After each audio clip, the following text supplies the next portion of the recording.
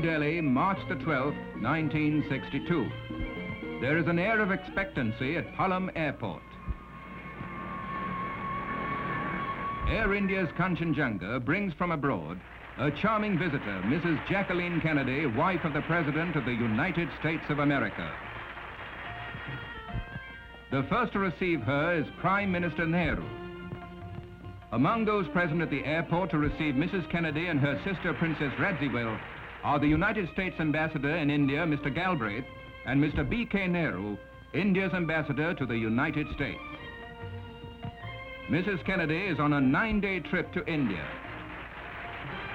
She is cheered all along the drive to the city.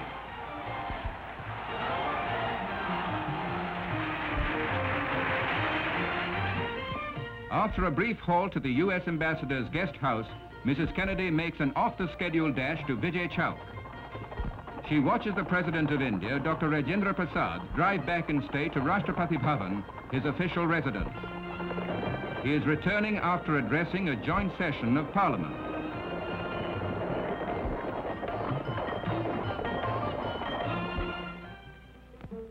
Mrs. Kennedy begins her engagements in the capital with a courtesy call on the President.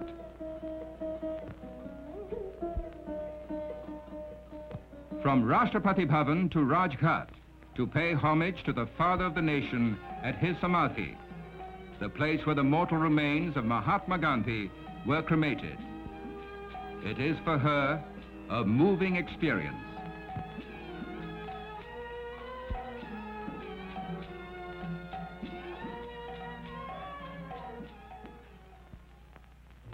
Then on to the US Chancery. Designed by an American architect, it is a landmark of New Delhi's diplomatic enclave.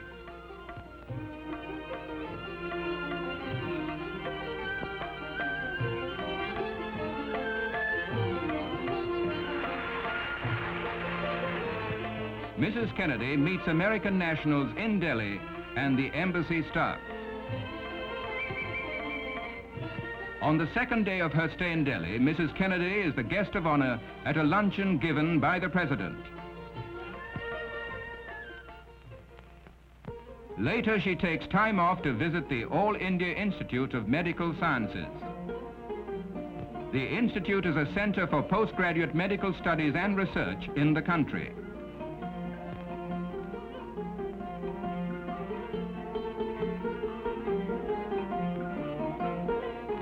Herself a mother of 2 children, Mrs. Kennedy has no difficulty in making friends in the children's ward of the hospital attached to the institute.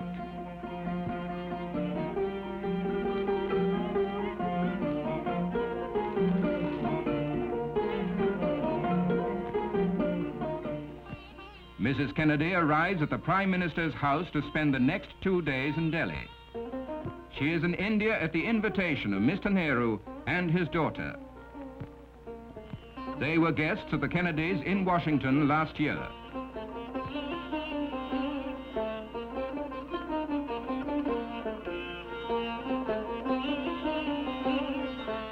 Prime Minister Nehru gives a formal dinner in honor of his house guests.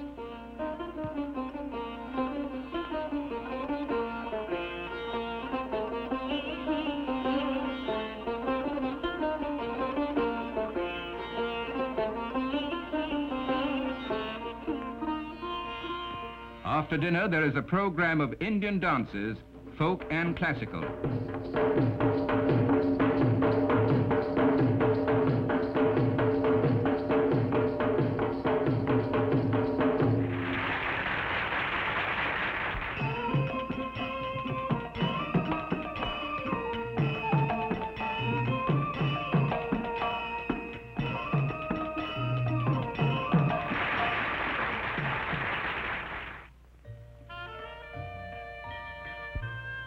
The next day is a day of gifts. On the lawns of the Prime Minister's house, Mrs. Kennedy presents a children's carnival to Mrs. Indira Gandhi.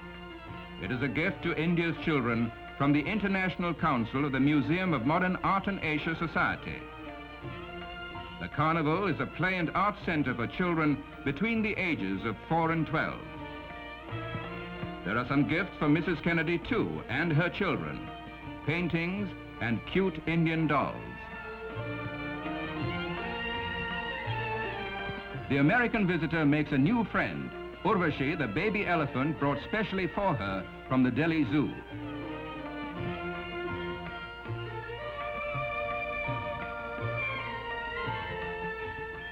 Visiting the Cottage Industries Emporium, Mrs. Kennedy is fascinated by the variety of Indian handicrafts.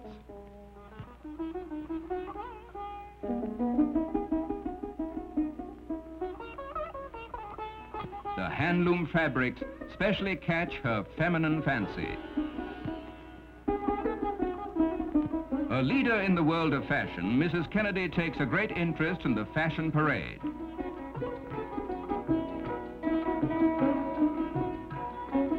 Indian handloom fabrics are certainly versatile. And modern fashions aren't so modern after all. They bear a close affinity to traditional costumes.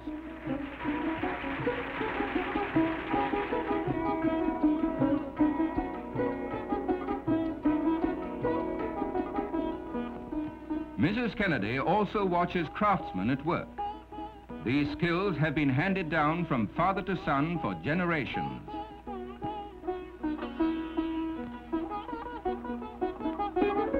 Then follows a brief visit to an art gallery. Herself a devotee of the arts, Mrs. Kennedy sees the work of some leading contemporary Indian artists and sculptors.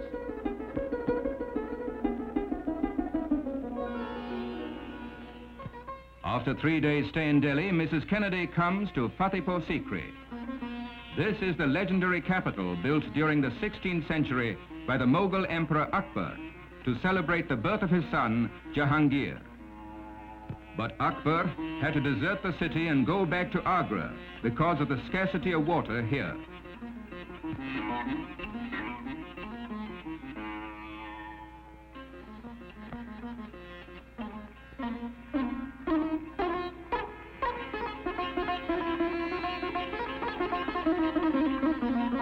In the center of the huge courtyard is the marble mausoleum of Salim Chishti, the saint who had prophesied the birth of a son to Akbar.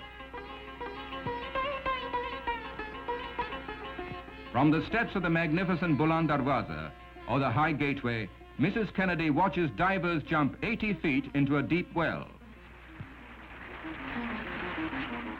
Thrilled by the spectacle, she insists on complimenting them personally. From the deserted city to the world-famous Taj Mahal. Tribute to an immortal love, the marble mausoleum was built in the 17th century by Emperor Shah Jahan for his queen Mumtaz Mahal.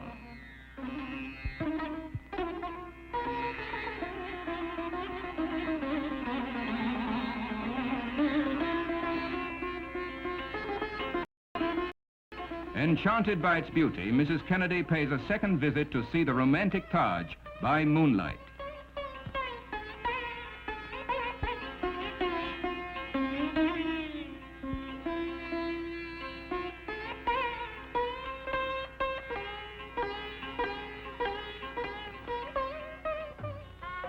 A last-minute change in her schedule enables Mrs. Kennedy to visit the ancient city of Varanasi or Benares.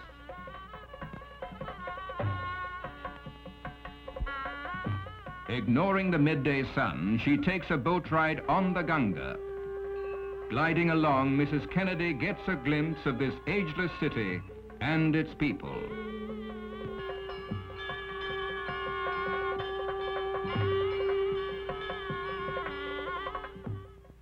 Her next halt is Udaipur, the city of lakes in Rajasthan. This 16th century city is known as the Venice of the East. Mrs. Kennedy visits one of the 2 island palaces on the Pichola Lake called Jag Mandir.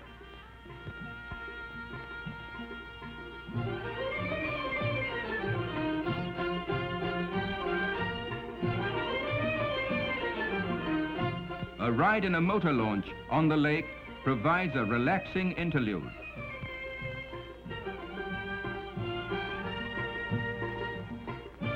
Then on to Jaipur. At the palace of the Maharaja of Jaipur, Mrs. Kennedy receives a traditional Indian welcome.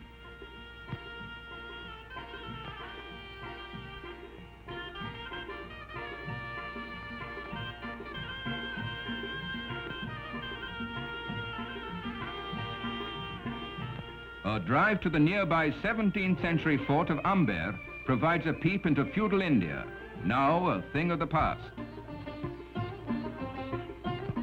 This is the Sheesh Mahal, or the Hall of Mirrors.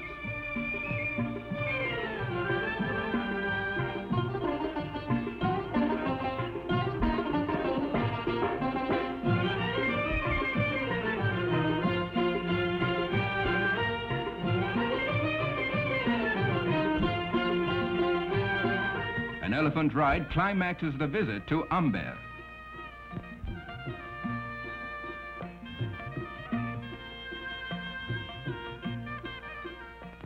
An excellent horseback rider, Mrs. Kennedy enjoys watching a game of polo in Jaipur. Polo has been played in India for some 800 years.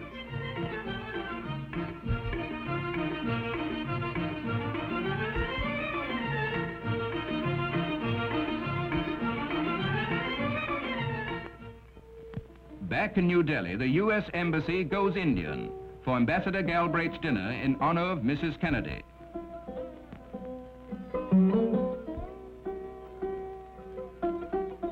The guests at the farewell dinner include the Indian Vice President, Dr. Radhakrishnan, and Mr. Nehru. Among the many gifts Mrs. Kennedy and her sister receive are some works of Indian craftsmanship.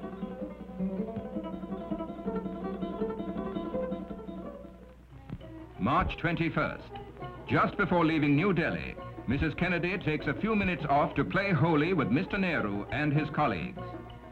Holi is a festival of color, an occasion when animosities are forgotten and friendships renewed. The 9-day visit ends on a note of friendly informality.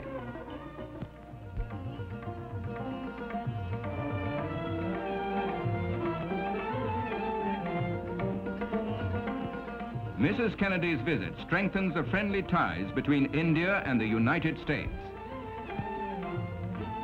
For Mrs. Kennedy, it is difficult to say which day of her trip to India was the best. To her, they were all magic moments.